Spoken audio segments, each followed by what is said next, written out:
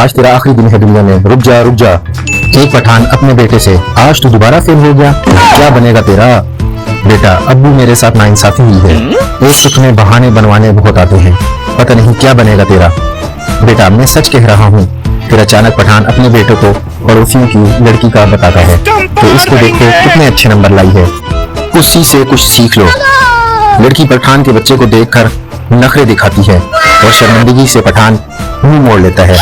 फिर वो उसे छुपके देखता है, जैसे वो इसे दिल ही दिल में पसंद करता हो। वो सोचता है पेपर के दौरान भी उसे बस उसी लड़की के ख्याल आते हैं। पठान के बेटे ने भी पेपर में सिर्फ दिल ही दिल बनाए थे। पठान किधर सोचने चला गया है, मैं तुझसे बात कर रहा हूँ, उस लड़की को देख जरा। अब्बू, पठान का बेटा, अब्बू उसी को देख कर तो फेल हुआ हूँ मैं, आज तो तू गया, आज तेरा आखिरी दिन है दुनिया में, रुक जा रुक जा।